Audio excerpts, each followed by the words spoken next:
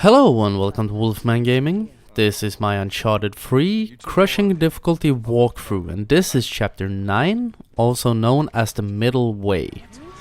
And one of the first things that happens in this chapter is that Charlie starts attacking Nate.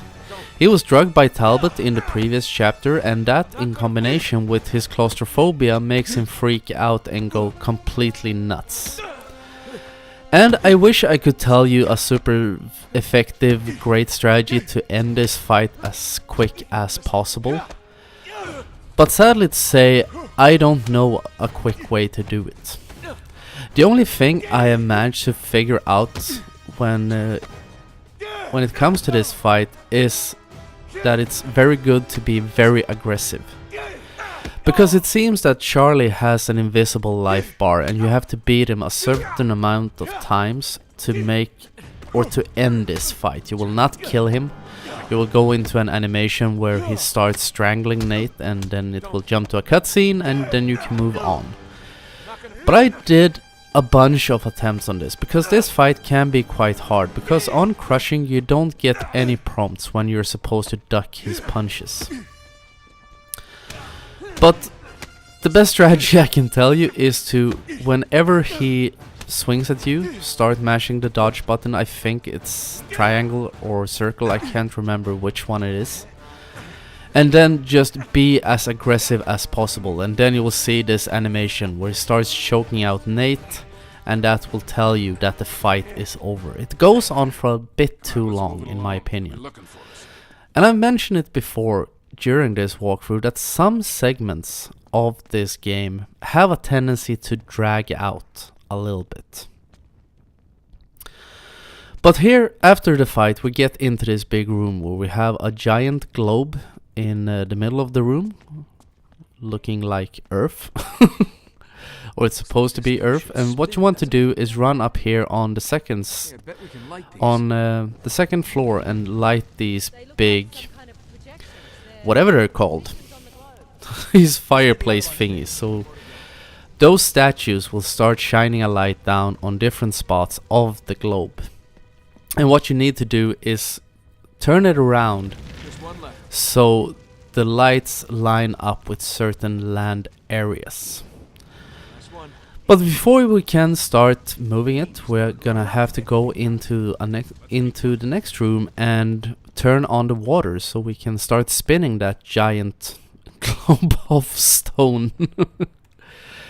And in this room there are lots of spiders. What you want to do is take these torches and throw them into those fireplaces. That's what I'm gonna call them. I don't know the proper word in English, so I'm just gonna call them fireplaces.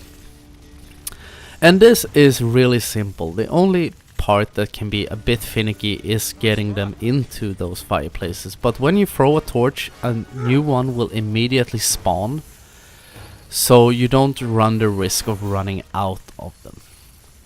And this is one of those tuck your balls moments. There is another chain. I didn't see it while I was playing. I noticed it during editing. So what I did right there was a bit of a suicide jump. There is, as I said, a second chain, so you can jump from the first to a second one, so you get closer to that little scaffolding, or whatever you call it. So, but jumping from the first one works just as well. Maybe I got lucky, I don't think so. I can't remember ever going for the second chain. As I said, I didn't even know it was there. But anyway, when we get to this last one, we're gonna throw one more torch down into that little fireplace. You see it's surrounded by spiders down there. Just toss it in and all the spiders flee. They are very afraid of light, and that is something really good. So we can keep them out of our way. But after you've done all that, all you need to do right now is turn these two giant cranks. You stand on one side, Charlie will man the other one any second now. There he is. And we can open up this cover and the water starts pouring in. And I think this little pool that starts filling up, if you're really quick to jump down, don't be too quick because then you will die. But I think it is this first one. If you jump in quite soon after it starts filling up, you can swim down to the bottom and pick up another collectible. Or at least I think it's this pool. I'm quite sure it is. Maybe not. If you try it and find it, please let me know in the comments, because I got a bit uncertain right now. Okay, No, I'm sure. There's one in that pool. I think so, at least. And this puzzle with the Earth globe, I have actually trimmed out most of it, because I don't want you to just stare at me for 2 minutes while I'm spinning this giant globe around. It's not very hard.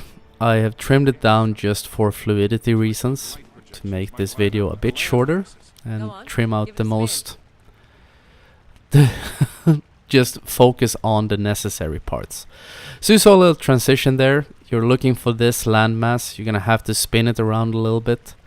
And when you get close to the solution, the globe itself or the game itself will help you by moving it into the last piece of position.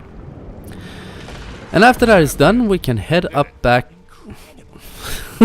Let's try that sentence again, shall we? After that puzzle is done, we can head back up the stairs and reach the second set of stairs that we have now opened to go. I think we're going outside. Here we go. Because this is the way to the tomb of the second Templar. We will get the second part of the clues to get to Iram. Was what I was gonna say. Sometimes you start with a sentence and you lose your pathing halfway through it and don't know exactly where you were going. But anyway, we have gotten up to the second floor. We have gone through the staircase and we have found a knight's tomb. And now things really start kicking off. When you're running here, I like to do a little roll just to make it harder for the guys with the laser sights to hit me, and also I believe that it makes that you take a bit less damage from the rest of the enemies as well. And here comes a big fight, which can be quite hard. First thing you want to do is immediately jump down and take out that guy. And now we're gonna abuse the fact that some enemies love to throw grenades at you. Because these enemies over on my right will not advance up from the position they're standing in right now. And that guy over on the left, through that giant gate, he loves throwing grenades.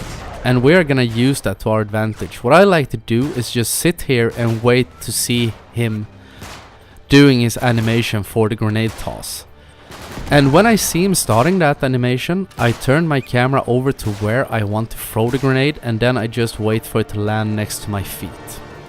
And you see, he's really happy about throwing them. So that is a great strategy to use. It makes you save up some ammo, because there are quite a few enemies here. There are also 2 guys with riot shields who will join the party later. And what I like to do now, since he is still alive and he's still tossing his grenades, I'm gonna move up a little bit, because during this first spawn there will be a guy with a riot shield moving out from that area.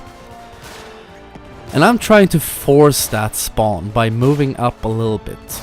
Not being too aggressive, because I want the opportunity. Here he is. Because I want that guy to keep throwing grenades over there. And there you see something that may happen sometimes. When someone throws a grenade and it's too far away from you, so you're not able to pick it up. But it can push you out of cover. But here he throws a grenade. Riot guy comes up close. Placed it right behind him. He dies. Perfect. And I've yet to fire a single bullet. And I've killed, what is it, 3 enemies? And this riot shield can at times be very good. I use it to some extent here, because it helps when you're trying to take out these 2 guys. But it can also be quite dangerous, because it can slow down your movements. And now you will see a little transition in just a few seconds, because I died. Right there. And after you have killed those 2 guys, you will get this checkpoint where you end up behind this little wall. And this is not an optimal place to be in, because all I have now is a handgun, a grenade, and a riot shield. And as I said, riot shield can be helpful, but it also slows you down when you're using it. But what I like to do is I go up here, I try to be really aggressive, they shoot down my riot shield. And if you're trying to move up to this piece of cover, you can use the shield out, because that can help you. I waste a grenade, because he threw a grenade right at that moment, trying to take out the second riot shield guy. And now, I'm just gonna wait. Wait for them to throw grenades, so I can take him out, worked awesomely. And then we can start pushing up. Or at least I think I will push up. And one thing to know in this fight, when you go into that room, when you have killed all the enemies in there and you move into the room, 3 more guys will spawn in. There will be a heavy and 2 regular foot soldiers. As you can see, this grenade throwback, I've talked about it in a previous video. It is an amazing mechanic. It's a bit awkward if enemies are too far away, because they are absolute experts at getting the grenades landing right next to your feet. But if they are too far away, they are in such a distance that you can't throw the grenade back and hit them with it. You can get it out of your way to not take any damage, but it doesn't help you in any way, because yeah, well, you can't reach them like they can reach you. Well, at least now I only have 2 enemies left. I move up a little bit, trying to go for the grenade throwback. And I think, no, didn't work. So I'm just gonna try to shoot this guy instead. So I do one of those awesome headshots. Love it when you get those just perfect headshots.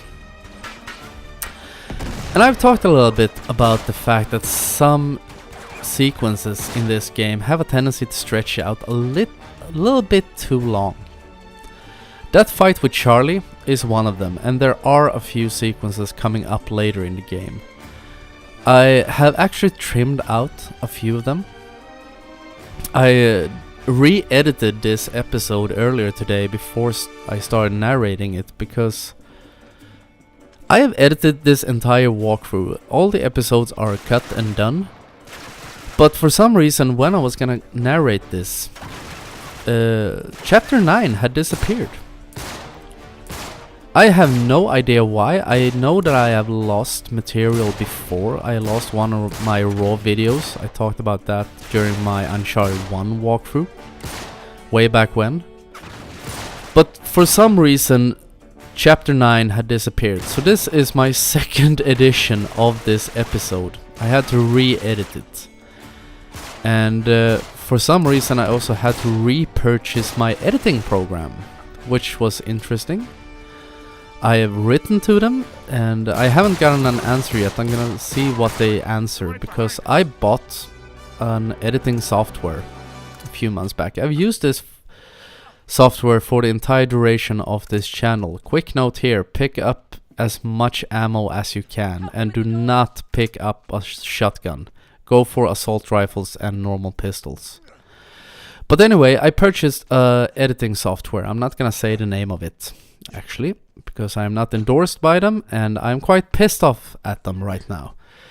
Because I had to reinstall it today.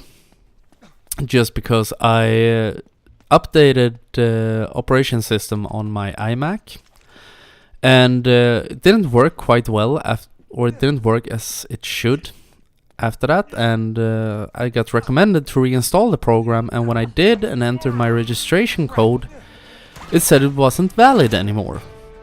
So I had to repurchase this program, which I have paid for once already. So I have written to them. I hope they will get back to me with an answer soon. I hope I will get a refund, because I don't want to pay for the same software twice. And if they aren't helpful, maybe I'll shift to another software. Anyway, this is the last fight of this chapter, and this fight can be quite hard. Because you're in an awkward position, I recommend you move up to this cover as fast as possible, because there is a grenade here and there is also some ammo. That's why you should go for the Gmal, because you get some ammo for it. Because you have 2 guys with riot shields, 1 heavy, and their friends up there shooting at you at once. And I've talked about the fact that the damage output is higher on this game than in the previous ones. So this can be a bit of a speed bump when you're trying to go through this game. But be careful and be aggressive. If you have any grenades, use them. Try to use them on the riot shield guys, because they can be such fucking trolls. And soon you will also see another one of those janky transitions. I'm sorry, I couldn't find a better way to do this. Because when you get up to this point in the fight, there are 3 enemies on the other side of that gorge. There are, I think it's 3 guys inside the door over to my right. If you die up here, which I did, the game spawns you in that room. So you will see a transition very soon. I think it's coming up in just a few seconds. Anytime now. Maybe I was wrong. Maybe there wasn't a transition. And there are even 4 enemies on the other side of this gorge. No, here it comes. Wait for it. There we have it. There's the transition. What I recommend you do is, first of all, move over to this wall. And then either go into that room or wait for them to throw grenades over here and start tossing them into that room. Because none of the enemies on the other side of the gorge can hit you while you're sitting behind this. All they can do is throw grenades, which you can either throw back or throw in there to get a better angle at the enemies in here. Or maybe take one of them out. And if you move into this room, actually that might even be a better strategy. Try to get into this room as fast as possible, because none of the enemies on the other side can hit you. You will have a great position to kill everyone in this room from behind this wall. You can use the sawn off, or you can go for the Gmal. I prefer the Gmal because it is quite aggressive. It has, as all assault rifles, it has a great damage over distance output, unlike the shotgun. But sometimes you're just gonna bring out your boomstick and spray a little. And I got really lucky, because when I got down here, all the enemies on the other side were dead. See them? And I don't know if that's because my friends took them out, if Chloe and them killed them, or if they for some reason despawn after you go down to the bottom floor. I'm not quite sure how it works. All I know is that it worked. So I want to thank you very much for watching, and I will see you again in my next video. So until next time, this is the Wolfman signing off.